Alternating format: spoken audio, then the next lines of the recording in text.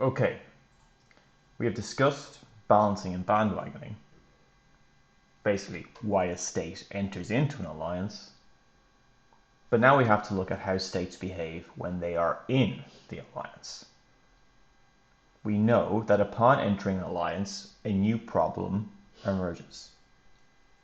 That is, particularly, how firmly to commit with a partner and how much support to give that partner in a specific conflict. Or, flipped around, how much support should you expect from your partner in an alliance in the case of a conflict? And this can be broadly divided into two concepts. The risks within an alliance are either abandonment or entrapment. Sometimes, when you read about entrapment, people will often use the word entanglement, which is almost exactly the same thing. So in the case of abandonment, your ally may realign with an opponent, i.e. break the alliance and go with somebody else. They might de-align, which is basically just to break away from you. Or they might not provide the expected level of support. On the other side, you have entrapment. You may be pulled into an unwanted conflict. And this might sound a bit strange. Why would this happen? It usually happens when allied interests are not identical or equally valued. So what one state wants is not the same as what another state wants. But the maintenance of the alliance itself is absolutely vital. And then it happens because the ally is, under those conditions, confident of your support and acts, in your view, recklessly. And therefore you have to come and assist that alliance.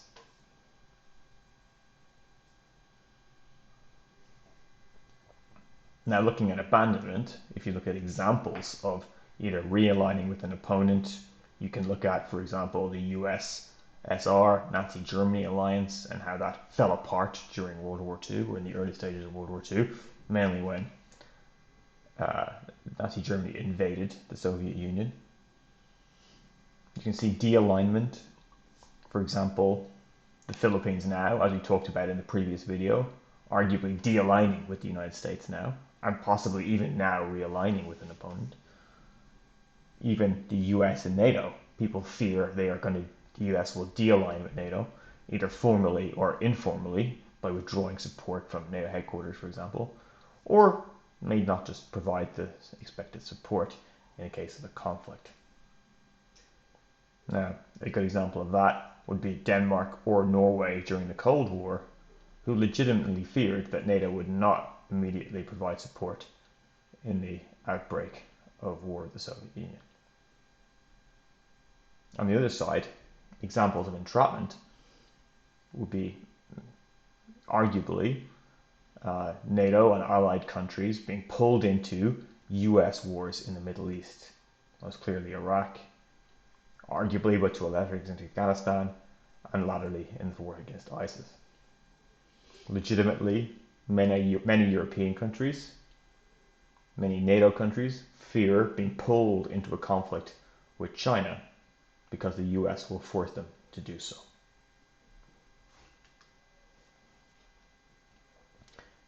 Now, we should recognize that the risk of entrapment and the risk of abandonment is an inverse relationship. If you increase your commitment to your ally, the risk of entrapment actually goes up, but the risk of abandonment goes down.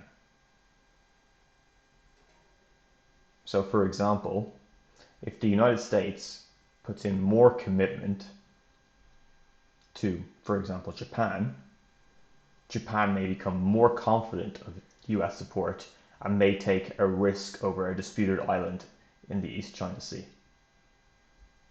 The United States therefore risks greater entrapment because Japan is more confident. But you also know that Japan is less likely to abandon you. On the other side, if you decrease your commitment to your ally, the risk of abandonment increases, but the risk of entrapment falls because you are less committed to becoming involved. Arguably, South Korea and the United States is a good example of this. Some in South Korea feel that the United States is no longer as strongly committed to the defense of Seoul and South Korea, mainly under President Trump. Therefore, the risk of South Korea abandoning the US is quite high, but the risk of entrapment, therefore, is lower. So how do you choose how committed you should be in an alliance? And how do you kind of determine the risks of abandonment and entrapment? Well, there are a number of different criteria you can look at. The first is dependence. How dependent on you are you on your ally? This is a relative relationship. If there is a greater disparity in levels of dependence, for example, smaller European countries are very heavily reliant on the United States or dependent on the United States, there is a much higher cost of abandonment for those countries. And this is, of course, also related to a state's need of assistance. How much or how can an ally provide such assistance? How close are they, for example?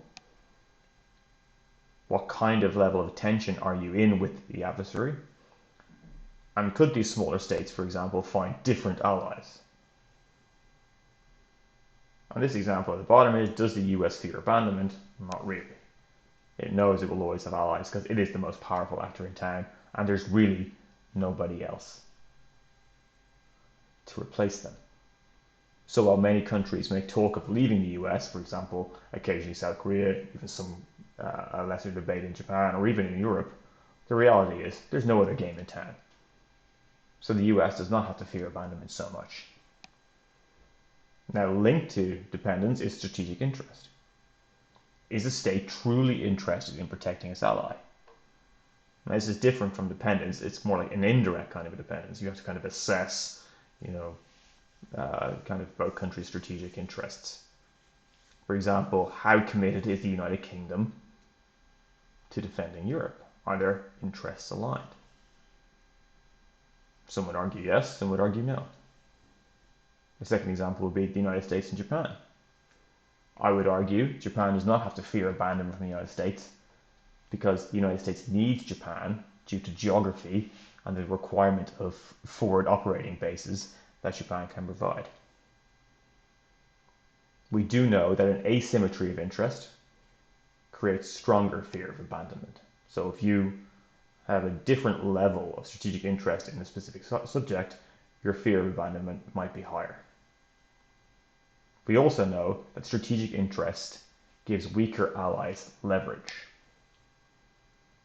So, for example, if you are on an important strait, such as Singapore on the Straits of Malacca, or even Denmark, the entrance to the Baltic, this gives you leverage over the United States within that alliance because you have something they want.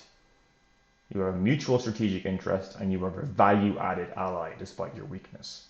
Norway is a similar position due to geography and its proximity to Russia.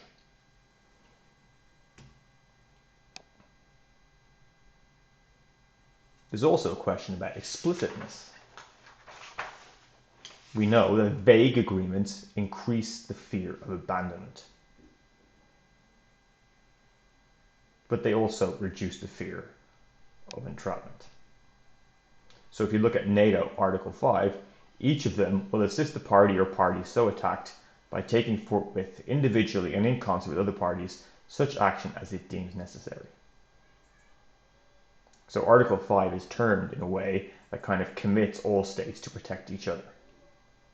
And if you look at the US-South Korea alliance, the US-Japan alliance, and other US alliances, there's often a clause like that. But it's worth remembering that there's also always some wiggle room within those clauses. I mean, Article 5 is such action as it deems necessary. States can choose how much commitment to make. And this is where tripwires become very, very important. Tripwires are usually third-party military forces deployed in a country that, if they are attacked and killed, will force the country to respond. The best example was US and Allied troops in Germany, or particularly in Berlin during the Cold War. Now, those troops, 10,000 Americans and British and French, could not defend Berlin against East German or a Soviet invasion. But what they could do was die. And as a result, force NATO, and particularly the US, to respond. That is a tripwire. And what that does is it gets over the problem of a little bit of uncertainty even within very solid agreements like Article 5. But states still always seek to have some wiggle room, and it should always be remembered.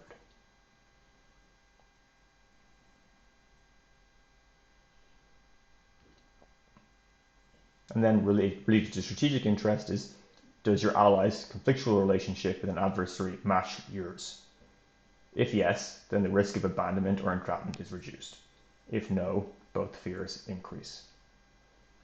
For example, France and Russia, or the US and South Korea.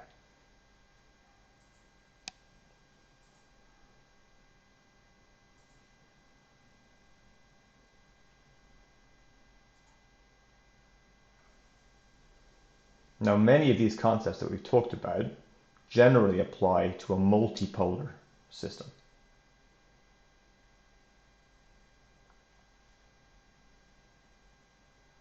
In bipolar system, we know the fear of abandonment is reduced. Why? Because the superpower will defend its defined interests, and allies really have nowhere to go.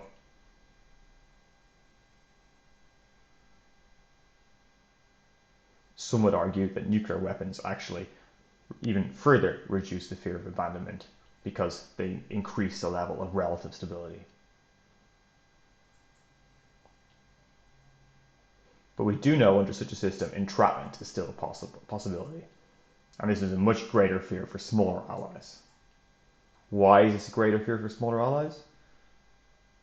Because if a small ally takes an action that the larger, more powerful ally does not want, that larger ally does not have to respond because it's a bipolar system. But vice versa, the pressures are different.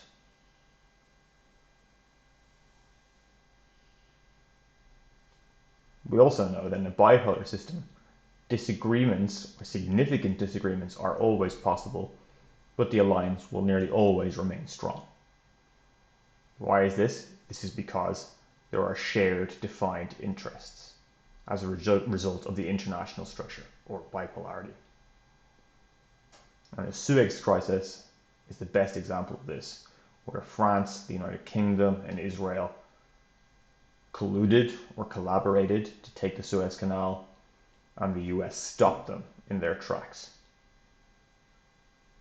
This did not break up any of those alliances because they were so reliant on one of the poles, i.e. the United States. Now, under unipolarity,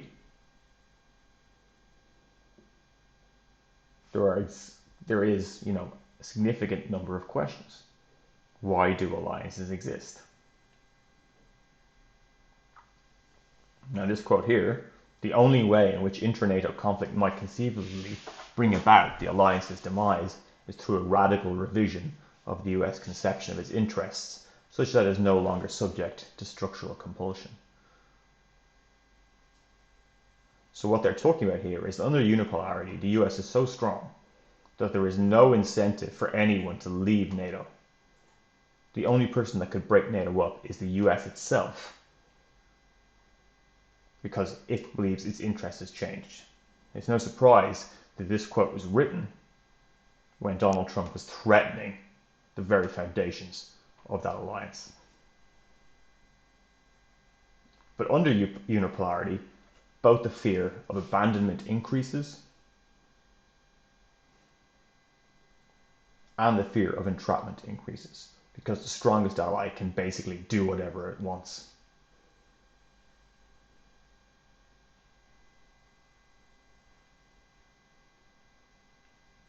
often we think, because this is only one example, reliances or the reliance of the smaller states on the larger state also increases. This is largely because there's less incentive to balance that larger state, and you want to work with that larger state to keep them happy. And how do you do this? If you're a smaller state, you provide niche capabilities, you support your larger ally when they go to war or when they in their strategic endeavors, and more recently, you invest in technology, or more importantly, you invest in their technology, thereby binding the relationship even closer. And the F-35 is a very good example of this. Aegis is another example. Even the development of artificial intelligence, communication technologies, ISR capabilities, all linked in with the United States, are all ways within a unipolar system to reduce the fear of entrapment or reduce the fear of abandonment and ensure that the United States remains tied in with you.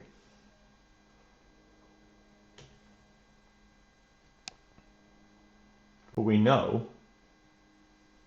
from the example of alliances today that even despite unipolarity, or if we're emerging into bipolarity or multipolarity, that the level or the fear of abandonment or entrapment is different in each contemporary alliance.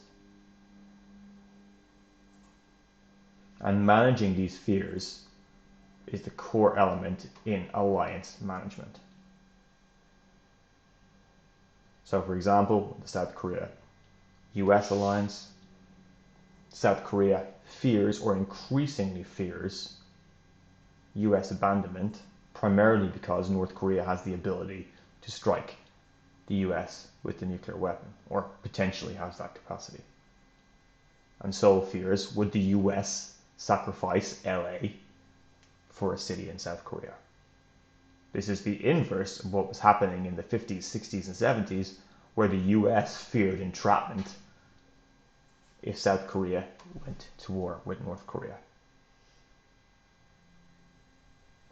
In the US-Japan case, there is a different calculation going on.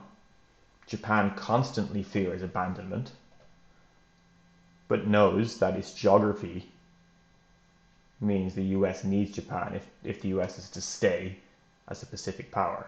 Therefore, Japan does almost the minimum amount to keep the US happy, constantly adjusting its defense posture to satisfy Washington's demands. At the same time, the US often keeps Japan happy to ensure that entrapment does not occur. For example, committing to defend the Senkaku Islands, but not doing it so much as to be confident, to leave Tokyo confident that the US would come and rescue them if a war broke out. And they do this through, strategic signaling and the use of very subtle differences in language. The United States and Australia is another example. Australia fears US abandonment. They believe there's no other game in town. They require US support, and therefore they work extremely hard at keeping the United States engaged, both in Australia by allowing US troops to be based there, and by supporting US military actions in Vietnam, in Iraq, and in Afghanistan. And as we're going to learn today, later on, in NATO, there is constant management, both of US abandonment and kind of minimizing entrapment risks within NATO itself. Thank you very much.